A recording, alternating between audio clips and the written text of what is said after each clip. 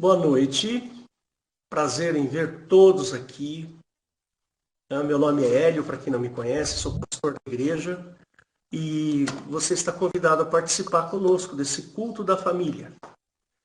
E eu estou falando desse jeito, irmãos, porque isso daqui vai ser gravado e nós vamos disponibilizar na internet. Então, para quem chegou a essa gravação por meio da internet, você saiba que nós somos uma igreja evangélica, amamos a Cristo, amamos o Pai, amamos o Espírito Santo e nós, por enquanto, estamos nos reunindo de forma remota, ou seja, somente de maneira eletrônica por causa da pandemia.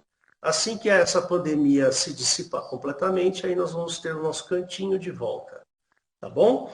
Então seja bem-vindo. Nós temos um site www.igrejadeinterlagos.com.br e lá você vai encontrar todos os horários do nosso culto. E na parte de cima vai ter um botãozinho onde vai ter ao vivo. Então você olha ali no horário, achou o horário, você está naquele horário, aperta o botãozinho que você vai entrar dentro do nosso culto, tá ok? E, como eu disse, eu vou falar hoje sobre a ética do medo. Olha que interessante, né? A ética do medo. O que acontece? Né? A gente tem aí uma cultura cristã de 2000 anos. Né? Nós passamos por diversas épocas, diversos momentos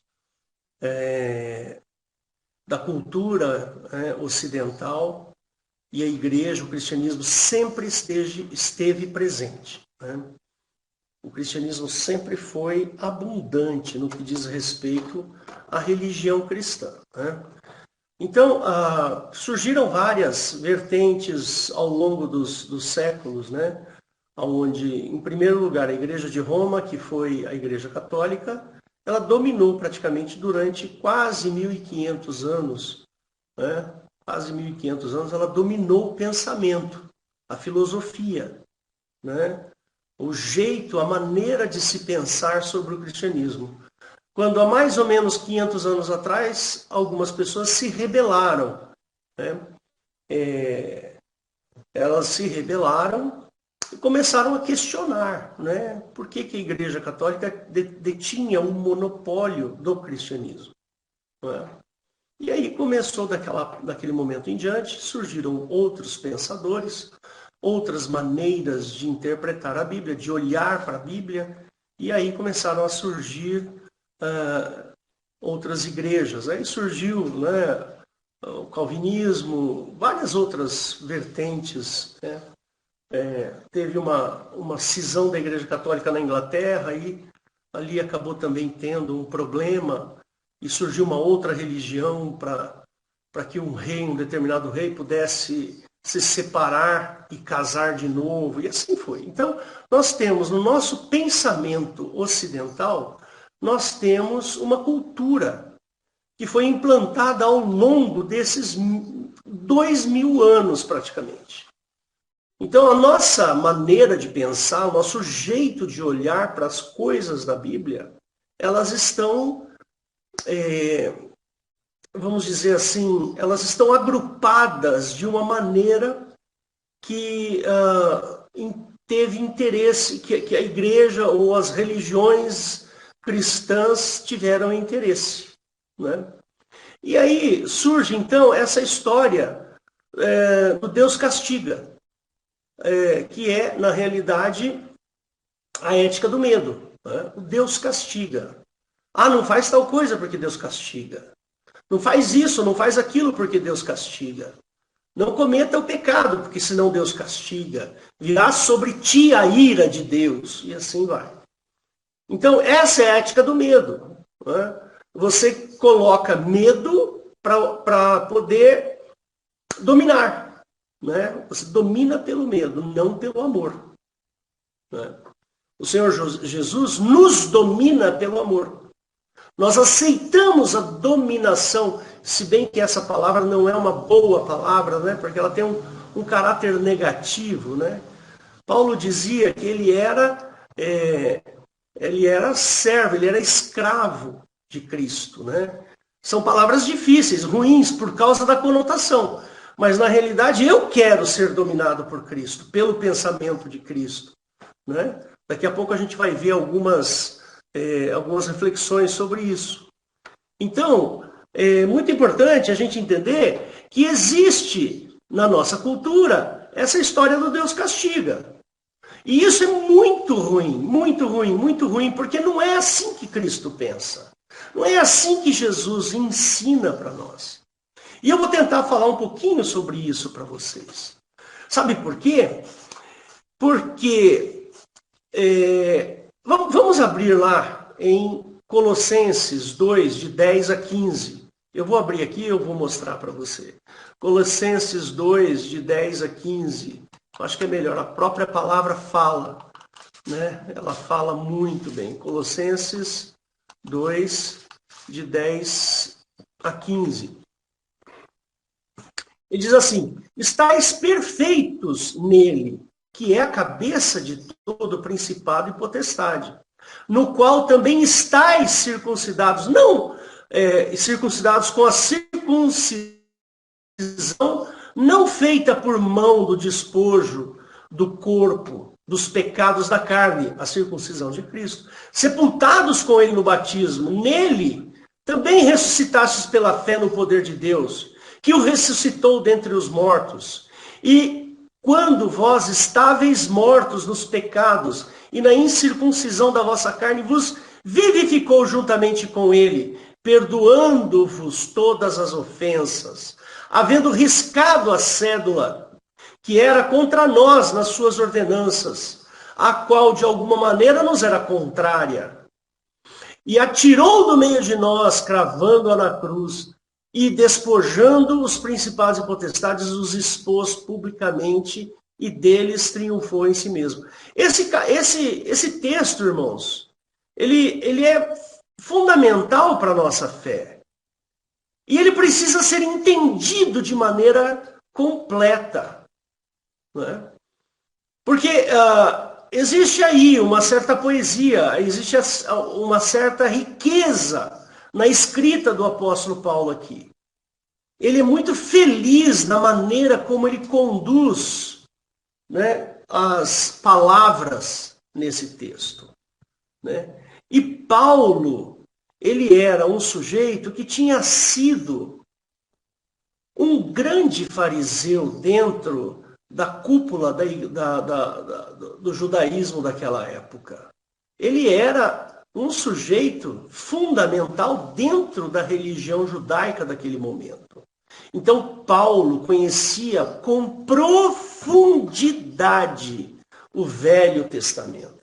Ele conhecia com profundidade a lei ordenada por Moisés. E ele fala assim, olha que texto interessante. Havendo riscado a cédula. O que significa riscado a célula? O que significa riscar a cédula? Ou seja, antes havia um decreto contra você. Existia vamos dizer assim, um procura-se.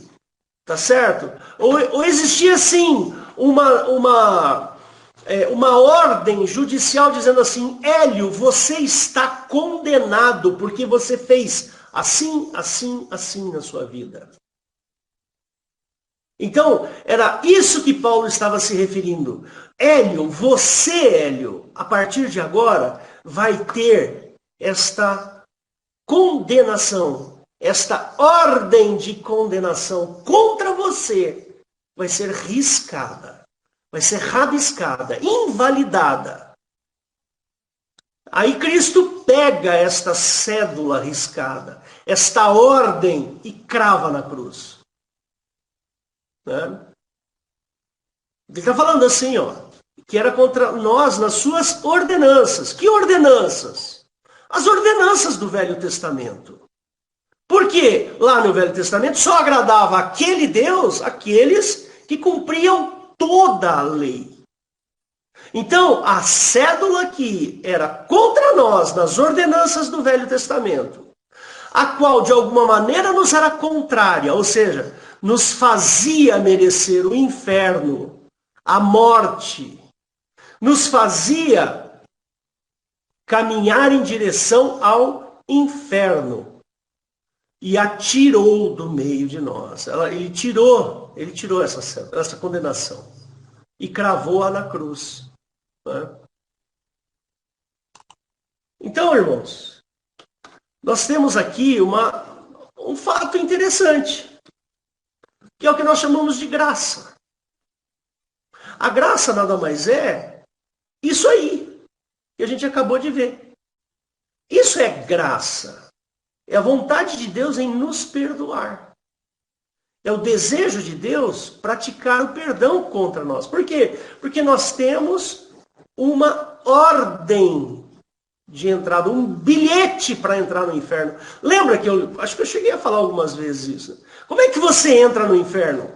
Com um bilhete. Qual é o bilhete? O pecado. O pecado é o bilhete de entrada para o inferno. Percebe?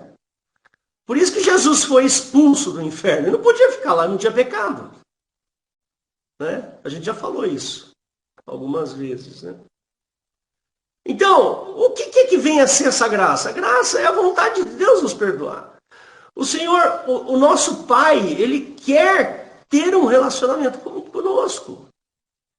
Mas de alguma maneira, como diz o texto, era contrário a nós. Nem Paulo sabia qual era essa maneira.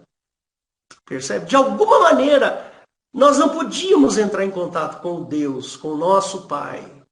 É o Pai de Cristo, hein? Cuidado. Pai de Cristo. Eu e o Pai somos um, dizia Jesus. É esse Pai.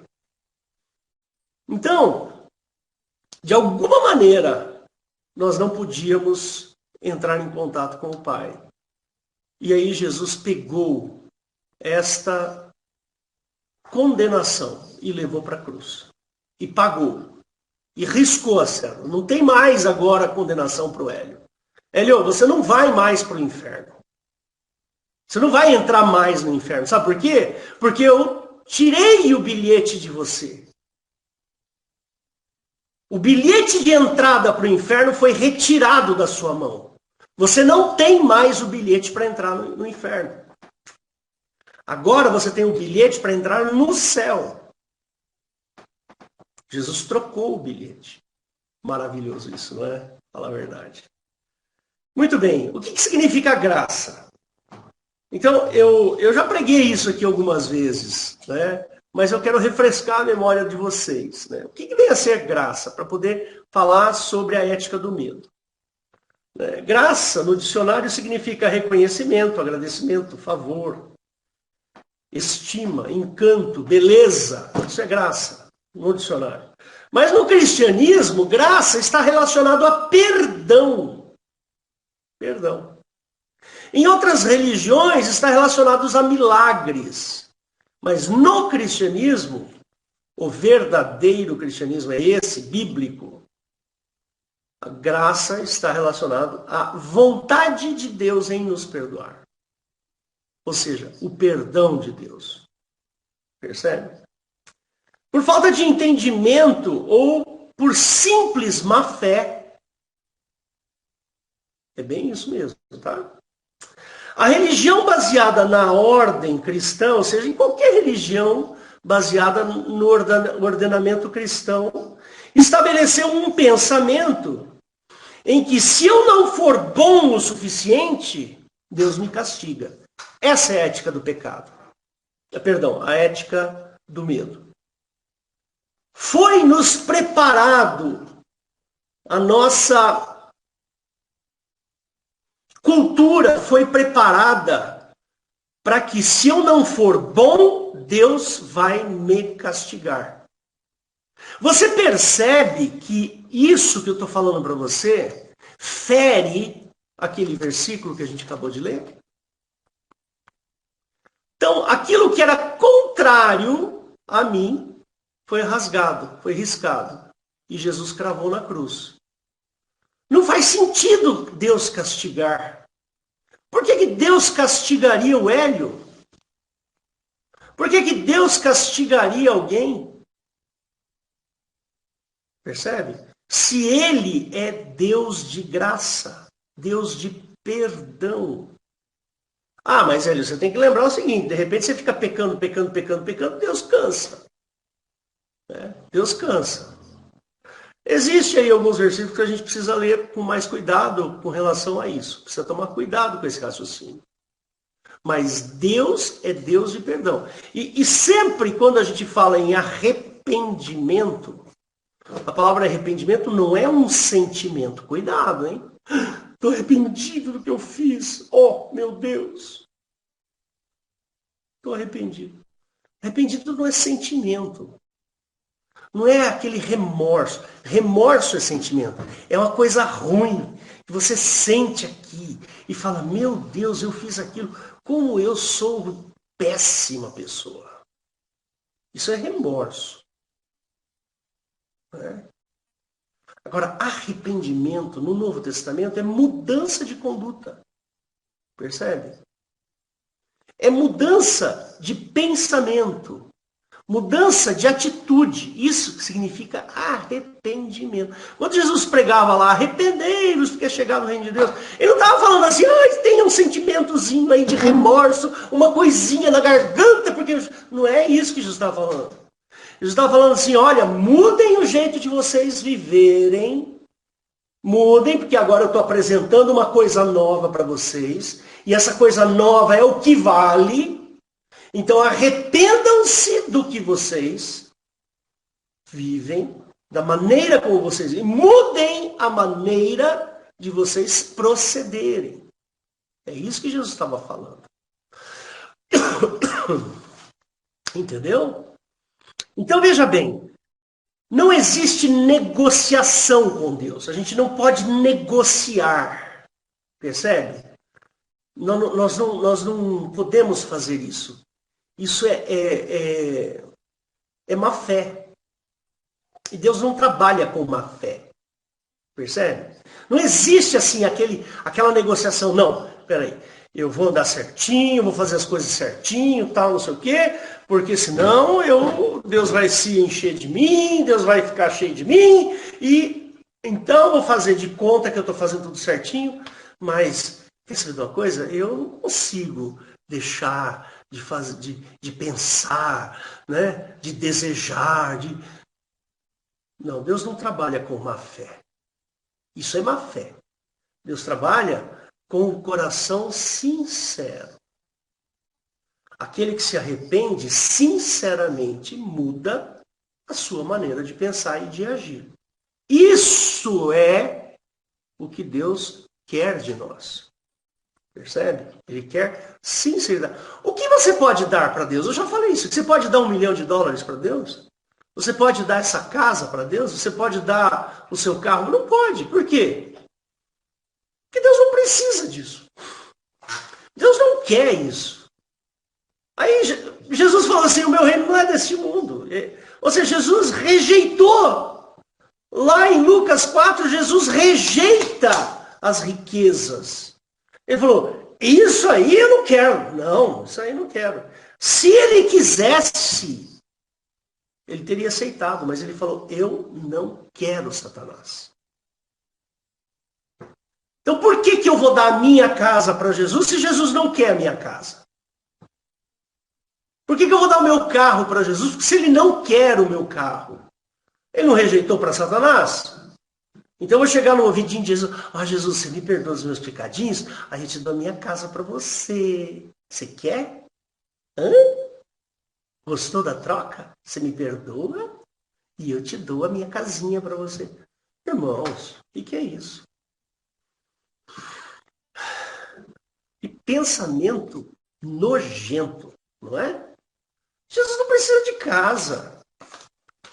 Aliás, ele falou assim, eu vou para o Pai, vou preparar morada para você, vou preparar uma casinha para você, vou preparar morada. Você não vai nem levar isso aqui para lá. Lá você vai receber uma morada nova, feita pelas mãos de Jesus. Mas vamos continuar aqui o meu raciocínio. Então, essa ideia de que eu preciso ser bom para merecer as coisas de Deus, irmãos, eu vou te dizer uma coisa que talvez você não goste de ouvir. Talvez você não queira nem ouvir o que eu vou te falar agora. Tá bom? Mas não adianta você ser bom. Esquece isso. Você nasceu podre. Você nasceu mal. Você nasceu ruim.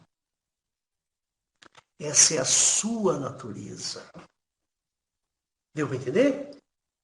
Então, esquece. Você nunca vai ser bom. Tá entendendo isso? O dia que você for bom, tem algo errado na Bíblia. Porque não há uma pessoa sequer que faça o bem. Está lá em Romanos, capítulo 4. Um sequer. Ninguém é bom. Eu não sou bom. A Rosana não é boa. Ninguém é bom. Somos todos podres. O nosso coração é podre. A nossa mente é podre, porque nós somos criados por podres. Só existe um que é bom, que se chama Jesus Cristo. Daqui a pouco eu vou concluir esse raciocínio. Você vai ver que interessante. É meio assim, né? Fala, nossa, eu sou tão ruim. Eu também sou. Eu sou pior do que você, pode ter certeza. Eu sou. Sou pior. Muito bem, esta mentira de que você precisa fazer bom, ela foi fundamentada no Velho Testamento, em que aquele Deus exigia esforço dos seus fiéis para cumprir os mandamentos e estatutos, caso contrário, viria sobre ele a sua ira. Lá no Velho Testamento, logo depois que ele deu a lei para Moisés, ele falou assim, olha, cumpram tudo que está aqui, para que não venha a morte sobre ti. Acha para mim esse versículo, Eliette, que eu quero ler. Por favor.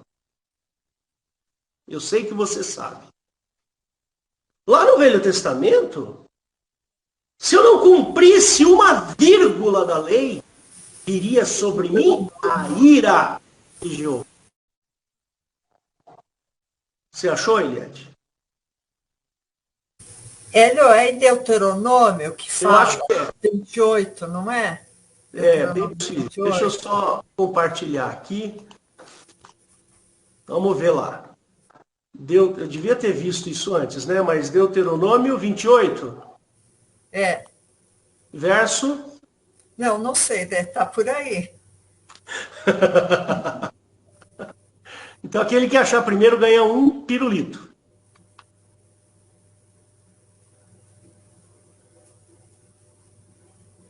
Acho que não é nesse 9 aqui, ó, dá uma olhada. Não. Eu acho que O ele Senhor te confirmará para si com o povo santo, não. quando guardares os mandamentos do Senhor teu Deus e andares nos seus caminhos. E todos os povos da terra verão invocarão.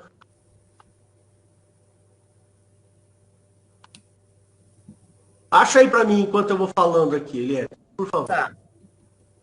Procura aí, eu espero. Mas eu quero que você entenda, meu irmão, que no Velho Testamento, a ira de Jeová vinha para aqueles que não cumprissem a lei. Esse pensamento diverge completamente do Espírito de Cristo e do pensamento de Cristo. Quantas vezes Jesus falou assim, eu não vim para condenar o mundo, eu vim para salvar o mundo. Jesus falou assim, eu não vim para aplicar a lei, eu vim para cumprir a lei. Não é no verso 15, 28, 15? Vamos ver aqui, Dá uma peraí. olhada. Deixa eu compartilhar de novo. Pode ser, Eliette, pode ser. Vamos ver, verso 15. Ele fala assim, será, porém, que se não deres ouvidos à voz de Jeová teu Deus, para não cuidares em cumprir todos os meus mandamentos e estatutos, que hoje te ordeno, então virão sobre ti estas maldições. Então virão sobre ti estas maldições. E aqui está uma relação de maldições, depois você lê aqui. Tá bom? 28:15 em diante. Então, se você não cumprir todos os mandamentos, virão sobre ti maldições. Foi isso que Jesus falou? Eu fico meio assim assustado lá com o Velho Testamento. Mas Jesus me apazigua o coração. Ele me apazigua o coração porque ele não veio para fazer isso. Ele não veio soltar maldições, muito pelo contrário.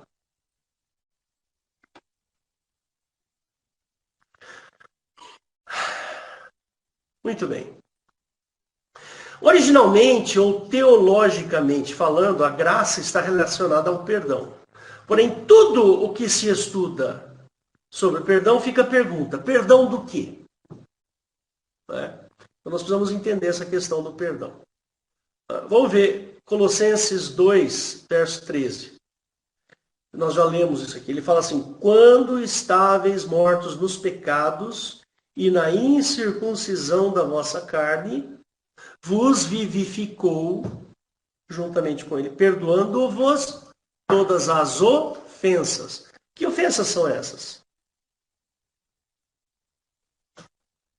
Ofensas porque você falou palavrão? Ofensas porque você pensou alguma coisa errada? Ofensa porque você assistiu um filme assim ou assado? Ofensa porque você desejou mal para alguém? Você sentiu raiva, você brigou, você passou alguém para trás, você não devolveu o dinheiro que deveria ter devolvido? É essa? Não! Não são essas ofensas. Essas daí são aquelas as quais você foi criado malvado, maldito, ruim, e você faz naturalmente. Porque é o que tem dentro de nós. A maldade da criação. Mas as ofensas que ele está falando aqui são aquelas ofensas lá do Velho Testamento. Porque você não cumpriu a lei. Se você tivesse cumprido a lei, você não precisaria disso aqui. Mas ninguém consegue cumprir a lei. A lei é fraca. Né? A lei é fraca. O próprio Paulo fala, né? Pela fraqueza da lei. A lei é fraca.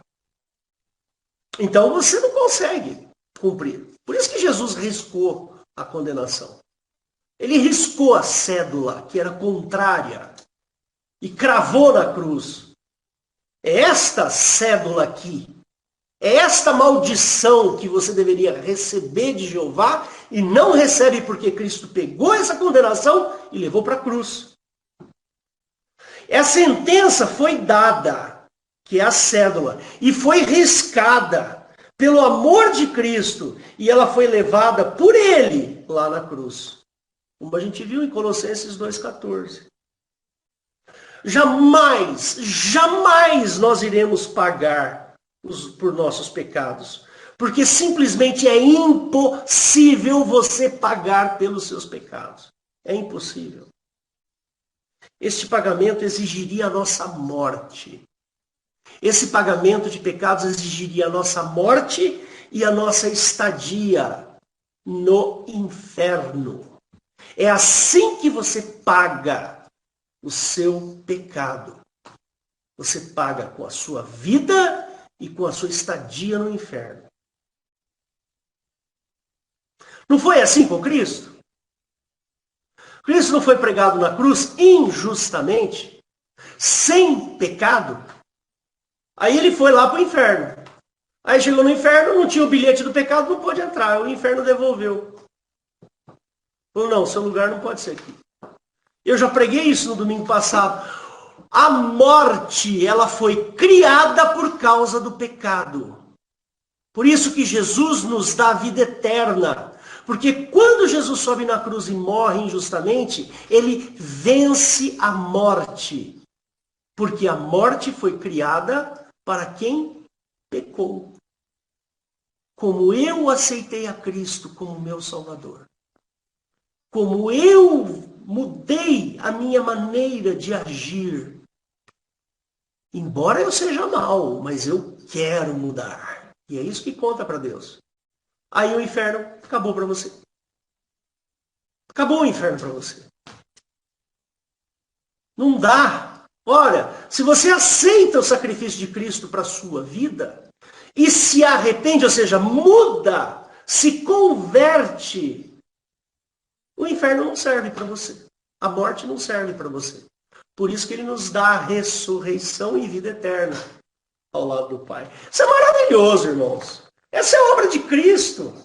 Se nós não entendermos isso, e não há nada que você faça, não existe um dedo que você mova para entrar nos céus e para sair do inferno. Não existe. Quem fez isso foi Cristo. Cristo fez isso por você. Então não adianta você falar assim, ai, eu tenho que ser bonzinho, senão Deus vai me castigar. Não existe isso, irmãos. Isso é coisa de gente com má fé. Gente mal intencionada para encher a igreja e dar dinheiro. É isso. Lembra da venda de indulgência? Você sabe o que era a venda de indulgência? Lá nos idos de 1400 e 1500, até pouco antes, eu não sou bom de história, mas o que acontecia? Acontecia o seguinte, a Igreja Católica precisava construir todo aquele monumento que é Roma, ou pelo menos a região ali do Vaticano. Como é que eles iam conseguir dinheiro para construir tudo aquilo? Vendendo perdão. Era a tal da indulgência. Ó, você tem pecado? Ah, eu tenho. Então faz o seguinte, ó, eu vou te dar aqui um título assinado pelo Papa. E aí, quando você chega lá no céu, você mostra que você vai entrar. E você foi perdoado pelo Papa. Olha aqui. Desculpa, irmão, não tenho palavras para falar uma coisa dessa. É uma coisa abjeta. Abjeta, totalmente abjeta. Venda de indulgência. Assim eles construíram o Vaticano, ficaram ricos. Por quê? Porque ninguém podia ler a Bíblia, ninguém podia ver direitinho o que estava acontecendo lá na palavra, não entendia muito bem quem era Cristo, tal, não sei o que. Ah, então é para perdão para entrar no céu. Ah, então eu compro. Eu tenho dinheiro, eu compro. Percebe? Naquela época você não tinha acesso a isso aqui, ó. Ninguém tinha acesso. Ninguém podia ler a Bíblia. Quem detinha o poder de ler e interpretar a Bíblia era a Igreja Católica, somente. Entendeu? Jamais iremos pagar os nossos pecados, porque simplesmente é impossível. Esse pagamento exigiria a nossa morte e a nossa estadia no inferno. Necessitamos de perdão. O homem foi concebido em pecado. E eu estou dizendo aqui para vocês, não tenta relacionar pecado com sexo, porque são coisas diferentes. Tá certo? É muito comum as pessoas acharem que pecado e sexo são a mesma coisa. Não tem nada a ver. Não é isso que eu estou falando. Tá certo? Lembrem-se que o pecado foi introduzido no mundo através de um homem. Lembra disso? Adão. Então, meus queridos irmãozinhos, você não vai para o céu porque você é bonzinho, porque você faz, porque você dá esmolinha, porque você dá dinheirinho. Você não vai para o céu porque você, não deseja mal para ninguém, porque você... Não, você não vai para o céu por causa disso. Sinto muito. Sinto muito te dar essa notícia. Você vai para o céu por causa do sangue de Cristo. É o sangue de Cristo que te faz apto a ir para o céu, para a ressurreição. Não existe a ética do medo mais. Existe agora a graça, que é a única coisa que nos faz entrar no reino de Deus. O perdão por causa do derramamento do sangue de Cristo. Um homem sem pecado foi levado à morte para o lugar dos pecadores. Ele foi levado para um lugar de pecadores, um homem sem pecado. É por causa disso. você tem o perdão e entra no céu. Esquece a sua aparência, você, né? Preciso fazer uma plástica aqui no meu nariz, está muito grande, minha orelha então nem se fala. Eu vou pintar o meu cabelo, está ficando grisalho porque eu estou ficando velha, melhor. Eu ficar bem bonito, vou emagrecer, porque senão Jesus não vai ter força para me levar. Irmãos, que pensamento pernicioso, pernicioso.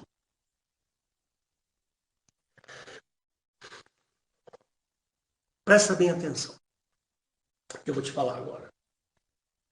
Quando nós fomos gerados e recebemos uma herança, a herança de Adão e Eva, a herança do pecado.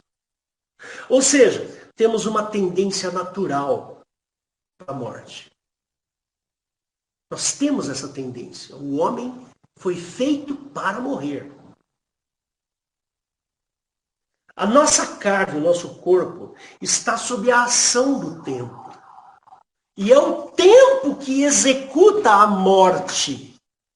Se o tempo não passasse, eu não envelheceria. Eu não ficaria doente e eu não morreria.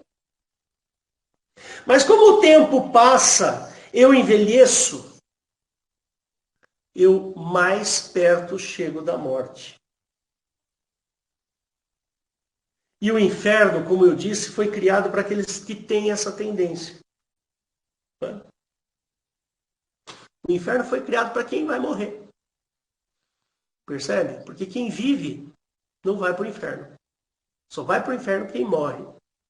Graças a Deus, o Senhor Jesus nos dá a vida eterna. Ele não deixa com que você entre. Por quê? Ele assumiu seus pecados. Ele pegou para ele. Tá certo? Houve muitas tentativas, né, de se colocar o homem numa condição de aproximação para Deus ou deuses, né? E todas falharam. Ninguém pode se achegar a Deus, né, cheio das suas impurezas e manchas. Não dá para fazer isso. Aí, não sei se você percebeu, eu falei que Deus ou deuses, né? Porque lá no Velho Testamento, a palavra Deus lá em Gênesis é Elohim. E Elohim em hebraico é plural de Deus. Deus é Eloá. Elohim é deuses ou anjos. A lei mosaica não foi capaz de aperfeiçoar o coração humano. Se você quiser anotar, está em Hebreus 10, verso 1. Hebreus 7, 18 e 19. Jesus sabia dessa fraqueza da lei. Jesus sabia que a lei não podia aperfeiçoar o coração do homem. A lei não mudava o coração, mas impedia atitudes. Percebe? Então, você não mata, porque senão você morre. Você não fura o olho do seu irmão, senão fura o seu. Você não corta a mão do seu irmão, porque senão eu corto a sua. Ele tem o direito de cortar a sua. Percebe? Era assim, olho por olho, dente por dente. Então, eu não vou furar o olho do meu irmão, não é porque eu amo o meu irmão, porque eu tenho medo de perder o meu. Entendeu ou não? Interessante isso, né? Não é verdade? Eu não vou fazer tal coisa porque eu posso morrer. Deus pode me matar. Era assim lá no Velho Testamento, era desse jeito. Jesus sabia dessa fraqueza da lei. E foi por isso, e foi isso que impulsionou Jesus a fazer a obra da redenção.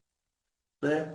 Jesus viu que o homem não tinha solução. Amou o mundo de tal maneira que deu seu Filho unigênito para que todo aquele que nele crê não pereça, não morra, não vá para o inferno. Percebe? Mas tenha vida eterna. Existiu um amor tão grande no coração de Jesus, mas tão grande, tão gigantesco, que ele não se aguentou. Ele se sentiu responsável pelo nosso bem. Ele amou a nós, ele nos amou, porque ele queria o nosso bem. Jesus não consegue mandar maldições. Percebe? aquilo que a gente leu lá em Deuteronômio. Jesus não consegue fazer aquilo. Não dá. É contra a natureza de Cristo, percebe? A natureza de Cristo é a natureza do Pai. Jesus falava, eu e o Pai somos um. Felipe, eu e o Pai somos um. Tenho estado há tanto tempo convosco, não tem me reconhecido, Felipe? Jesus e o Pai são um. Ora, se Jesus não pode fazer aquilo que está lá no Velho Testamento, o que você conclui? Que o Pai também não consegue.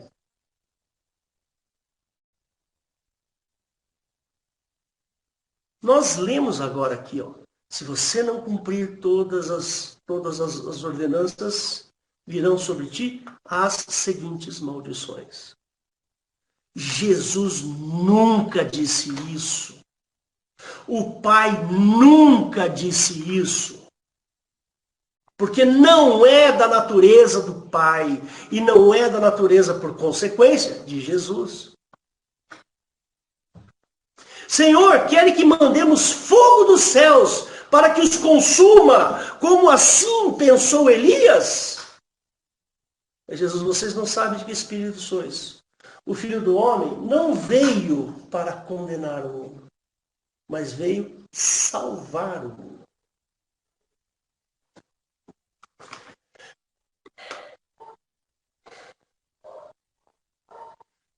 Portanto, não há o que o homem possa fazer para se salvar. Não existe. Esquece. Você não precisa ser bonzinho, não. Tá? Sabe por que você não precisa ser bonzinho? Porque você não vai conseguir. Ninguém consegue ser bonzinho. Todo mundo é mau. Todo mundo é pecador. Então esquece. Não se sinta culpado por isso. Porque você não é bonzinho. Porque você é podre por dentro. Que nem eu. A culpa não vai te livrar da condenação. O fato de você se sentir culpado não vai te livrar da condenação. Ah, não faz isso porque senão Deus castiga, Deus condena. A sua culpa não te livra da condenação. Somente o sangue de Cristo, a morte de Cristo, pode te livrar da condenação. Por meio da fé. Então você pega, por fé, a obra de Cristo para você. Agora, sabe do que você pode fazer? É uma coisa bem legal. Quer ver? Vamos abrir. Esse versículo é maravilhoso. Efésios 2. Vamos fazer uma pequena análise de Efésios capítulo 2, que esse capítulo é maravilhoso. É já por demais conhecido de vocês. Vocês conhecem de cor e salteado, mas tem umas palavrinhas aqui em Efésios que são show de bola, sabe? Paulo estava inspirado pelo Espírito Santo quando escreveu isso aqui. Ele fala assim, e vos vivificou estando vós mortos em ofensas e pecados. Ou seja, ele nos deu vida porque nós estávamos mortos nas ofensas. Ou seja, a gente não cumpria a lei do Velho Testamento. Não é a ofensazinha porque você desejou mal para o seu vizinho que fez barulho à noite. Não, não é essa ofensa. E não é o pecado pelo fato de você não ter devolvido o troco corretamente. Não é esse pecado. É o pecado de você não ter cumprido lá as leis que estão lá no Velho Testamento. Como a gente leu agora há pouco. A gente leu agora há pouco em Deuteronômio capítulo 28, verso 15. Em outro tempo, andaste segundo o curso deste mundo, segundo o príncipe das potestades do ar, do espírito que agora opera nos filhos da desobediência. Você, pelo fato de não fazer aquilo lá, você é um desobediente. Entre os quais todos nós antes andávamos nos desejos da nossa carne, fazendo a vontade da carne e dos pensamentos, e éramos, por natureza, filhos da ira. Quando ele fala assim, filhos da ira, é aquela ira que estava lá. A ira de Deus. Como os outros também. Mas Deus, que é riquíssimo em misericórdia, pelo seu muito amor com que nos amou, estando nós ainda mortos em nossas ofensas, nos vivificou juntamente com Cristo. Pela graça, sois salvos. E nos ressuscitou juntamente com Ele e nos fez assentar em lugares celestiais em Cristo Jesus. Nos ressuscitou. Por quê? A ressurreição é justamente aquela troca de bilhete. Sabe o bilhetinho que você tem para entrar no inferno? Jesus foi lá, pegou para ele e te deu um outro bilhete. E é esse aqui, ó. É esse bilhete aqui, ó. Tá vendo? Para mostrar aos séculos vindouros as abundantes riquezas da sua graça, pela sua benignidade para conosco em Cristo Jesus. Porque pela graça sois salvos, por meio da fé. Ou seja, não tem outro jeito de você ser salvo, a não ser que seja pela graça. Não é pela sua obra. Não é pelo seu medo. Não é pela sua culpa. Culpa, medo, obra, isso aí não leva a Deus. Nada vai te tirar da condenação, a não ser o sangue. Isso não vem de vós. É dom, é dádiva.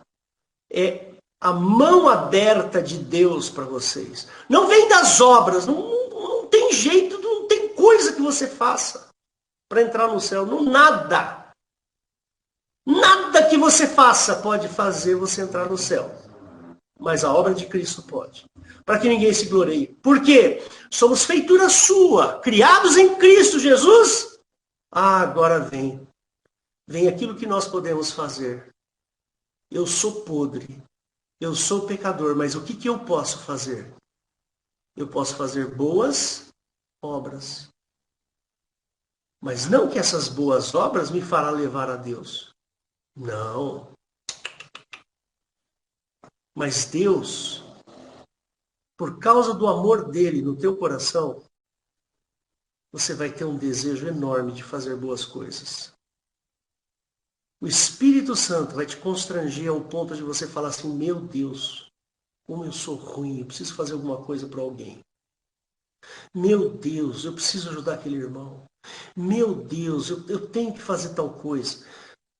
Deus preparou para que andássemos nas boas obras. Ele não está falando aqui que Deus preparou você para ser bom. Bom você não é, mas você pode andar em boas obras. Por isso que Paulo fala assim, que vos revistais de Cristo. Por quê? Porque a roupa que você usa é podre. Mas a roupa mesmo, a roupa boa, é a roupa de Cristo. Revista-se de Cristo. Deu para entender, irmãos? Para que serve boa obra? A boa obra serve somente para que a gente ande nelas. Vou parar aqui a partilha. Você entendeu?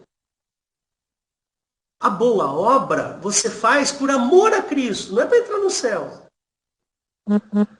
Sabe por quê? Porque a obra de Cristo nos constrange. O amor de Cristo é tão grande e eu quero ter o amor de Cristo. Eu quero ser igual a Cristo. Eu preciso ser igual a Cristo. Espírito Santo me ajuda. Aí o Espírito Santo vai e te ajuda. Percebe? E você faz boas obras. Por amor a Cristo. Não é por amor ao céu. Não é para se redimir dos seus pecados. Não adianta você fazer qualquer coisa. Você não vai se redimir dos seus pecados. Quem redime você, quem apaga os seus... é Cristo, o sangue de Cristo na cruz. Ande em boas obras, porque você leu lá agora. Você viu o que Deus quer? Que nós andemos em boas obras. Então faça isso. Não é porque você é bonzinho, é contra a sua natureza. Mas porque você ama Cristo, então você faz as boas obras. E não é porque você é bonzinho. Ninguém é bonzinho. Percebe? Então, para de se culpar. Meu irmão, para de se culpar. Você tem culpa. Você não precisa se culpar. Todos nós temos culpa. Então não adianta ficar com sentimento de remorso, de angústia, de culpa, porque eu... Não adianta. Isso não leva você a Deus. O que leva você a Deus é o sangue de Cristo. E o que faz você ficar revestido de Cristo é andar em boas obras. Vai lá, faça o bem. É contra a sua natureza fazer o bem. Percebe? É contra. É contra a natureza humana. Ninguém quer abrir o bolso e dar dinheiro para mim. Ninguém quer fazer isso. Percebe? Essa é a natureza do homem. A natureza do homem é pegar o dinheiro, pôr no bolso e ir embora. É comer nos melhores restaurantes. É fazer... Se tem gente passando fome, se tem gente... Eu quero que se dane. Entendeu? Não faça boas obras porque você é bonzinho, porque você não é. Faça boas obras porque você ama Cristo. Faça boas obras porque Deus pediu para você fazer isso. Faça boas obras porque a obra de Cristo resulta na sua vida. E é isso, irmãos. Eu preparei aqui uma lista de maldades, mas eu acho que a gente já está avançado no horário e nós precisamos fazer a Santa Ceia, né? Existe uma lista de maldades aqui que eu queria até falar para você, mas não precisa. Todo mundo sabe que é mal, né? Ninguém presta. Ninguém. Mas o dia que você aceitou a Cristo, o dia que você aceitou Jesus, Ele te deu poder para ser feito filho de Deus. Olha que tremendo isso. Ele não deu poder para você ficar bonzinho. Deu a entender? Não deu. Precisa abrir lá, João capítulo 1, verso 12? Não. Lá não está escrito assim, ó. E Deus, como é que é? Vou abrir aqui, peraí. Eu vou abrir aqui. Eu gosto muito desse texto, é maravilhoso. João 12.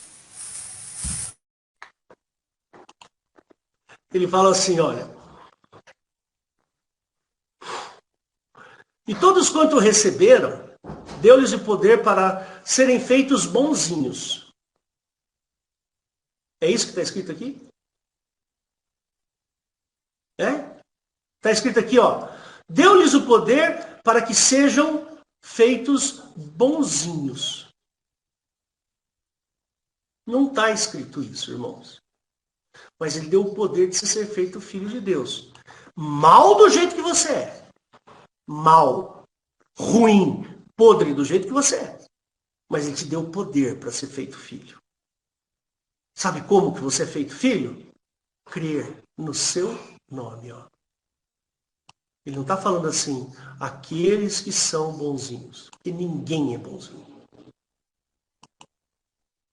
Desculpa te dar essa notícia. Mas é a mais pura verdade. É isso que torna a obra de Cristo gigante. É isso que torna a obra de Cristo a coisa mais importante da nossa vida. É isso que torna a obra de Cristo a coisa mais grandiosa do universo.